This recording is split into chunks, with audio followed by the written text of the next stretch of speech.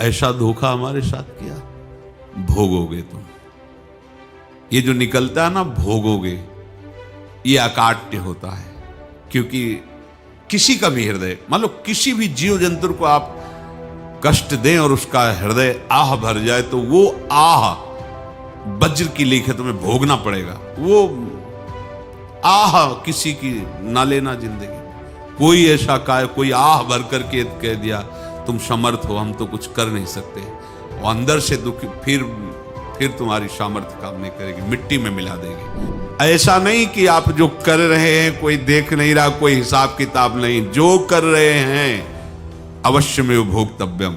बहुत सावधान, कर्मों के जाल को रच रहा है और अपने आप को बांध रहा है। आपको मुक्त होना है, बंधना नहीं है। जीव का जन्म कर्मों के अनुबंध से होता है, कर्मों के बंधन से होता है, और उसको अपना ऋण चुकाना होता है। कर्मानुबंध ये बहुत सूक्ष्म विषय है। जैसे आप जिस परिवार में जन्म लिए हैं, तो उस परिवार के लोगों से आपका ऋण है, इसलिए उसी परिवार में आप आए हैं। और ऋणानुबंध, उसको बिना चुकाए या बिना वसूल किए आप वहां से जाएंगे नहीं। आपको लेना है तो वसूल करना है, और देना है तो चुकाना है। ये पूर्व के जन्मों से निश्चित किया गया है। जैसे किसी के यहां पुत्र हुआ, जन्म से ही पैसा खर्चा शुरू हुआ, जो बड़ा हुआ तो उद्दंडता के द्वारा मार पूरे परिवार को क्लेश पर क्लेश देता चला जा रहा है। ये तुम्हारे कर्म का फल है। या ऐसे शक्तिहीन बुद्धिहीन ऐसे पागल पूरे जीवन सेवा करो, तुमसे अपना हिसाब चुकाने के लिए वो आया है।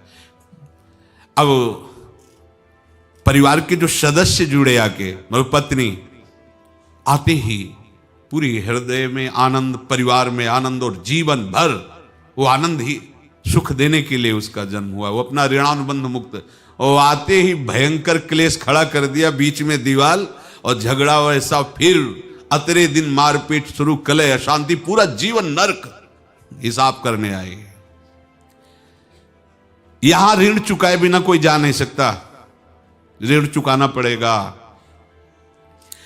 किसी का ऋण वसूल करना है तो किसी को ऋण चुकाना है, दोनों काम करने होते हैं। अनेक जन्मों में अनेक लोगों के साथ हमने जो बर्ताव किए हैं, अच्छे या बुरे, वो होंगे।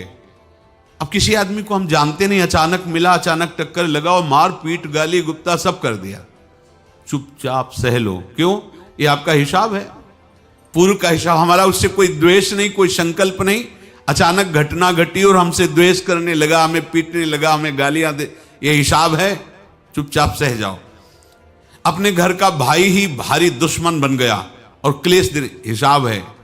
एक प्रभुदत्त ब्रह्मचारी जी की वाणी में पढ़ा था, एक महात्मा जी भ्रमण करते थे, तो उस समय असरफियां चलती थी, मोहरें असरफियां, तो उनको भेंट में देते लोग। तो या तो ठाकुर सेवा में लगे तत्काल, या संत सेवा में तत्काल लगे, उसका संग्रह करके डोलना ये ठीक नहीं है बैरागी के लिए, सिद्धांत में ये ठीक नहीं है। तो जब 2, 4, 6, 8 ऐसे मोहरें हुई, तो उन्होंने विचार किया कि और भ्रमण करके जब काफी मोहरें हो जाएंगी तो प्रयागराज में जब कुंभ पड़ता है, एक बार पूरे सब अखाड़े के संतों को, अलग अलग संप्रदाय सब संतों को बुलाएंगे और सबको पुआएंगे। अब साधु है तो यही विचार करेगा, और क्या विचार करेगा। तो उन्होंने ऐसे डंडा बनवाया, बेंत, जो ऊपर से चूड़ीदार और भीतर पोला, और मोहरें उसमें डालते गए। और भ्रमण, जहां जहां श्रद्धालु भगत थे सबके यहां जाना और इच्छा रखना कि एक मोहर तो दे दे दक्षिणा में। कामना कोई भी हो वो बांधती ही है, ध्यान रखना। इसीलिए प्रभु जो चाहे वो करे, अपनी चाह नहीं रखनी चाहिए, अपनी चाह प्रभु की चाह में मिला देनी चाहिए। धीरे धीरे वो छड़ी भर गई, भ्रमण करने वाले महात्मा चूड़ी लगाई, इंतजार करते रहे। जब प्रयाग का कुंभ पड़ा तो चले। तो रास्ते में एक गांव में पूछा जाता है, जैसे कहीं रुको कि कोई श्रद्धालु ऐसा है जो संत सेवी है। तो कुछ लोगों ने बताया, हाँ एक परिवार है, बहुत संत सेवी है और आपको मिलाते हैं उनसे। आइए महाराज, घर में रुका, खूब अच्छा हलवा पूड़ी पवाया और जो घर के मालिक थे चरण दबाए। चरण दबाते दबाते उनकी दृष्टि पड़ी उस डंडे पे। इतना मोटा और ऊपर से कुछ चूड़ी सी भी नजर आ रही, इस डंडे में तो कोई रहस्य है ही है। अब महात्मा जी को खवा पिला के सुला दिया। महात्मा जी जब सो गए तो पत्नी से धीरे से कहा, वो डंडा लाओ बाबा जी का। डंडा, वो चूड़ीदार जो ही खोला पलटाया तो सैकड़ों मोहरे। ऐसे संत रोज पधारे भगवान, तुम आनंद हो जाए फिर क्या। पत्नी से कहा, नाप के कंकड़ लाओ। वो तो महात्मा जी तो खाए खीर पूड़ी, आराम से सो रहे। रात में पूरी प्लानिंग करके उसमें कंकड़ भर के चूड़ी लगाकर सिराने रख दिया, सारी मोहरें हटा ली। महात्मा जी आराम से छड़ी उठाए तो वजन पक्का। वैसे बड़े लोग चतुर होते हैं, पर ये नहीं जानते कि कर्म कितना भयानक होता है। और उनकी कोई संतान नहीं थी, पर धन में इतना प्रेम उनको था।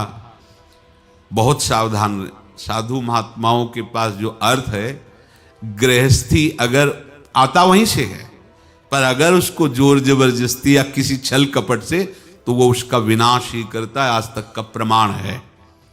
अब उनको ये भाव पता नहीं होगा, या पता होगा तो लोभ के कारण वो उसको मान नहीं पाए होंगे।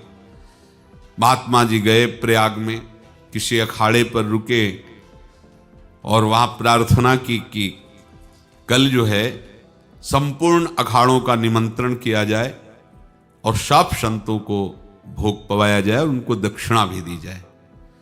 महंत ने सोचा कि बहुत बड़ा है तो उत्सव है, क्योंकि प्रयाग में कितने हजारों संत महात्मा सब। उनका महाराज बोरों इसमें चीनी और टीनों घी लगेगा, सब व्यवस्था। बोले आप मंगाइए, एक एक हिसाब हम करेंगे, हमारे पास सब व्यवस्था है।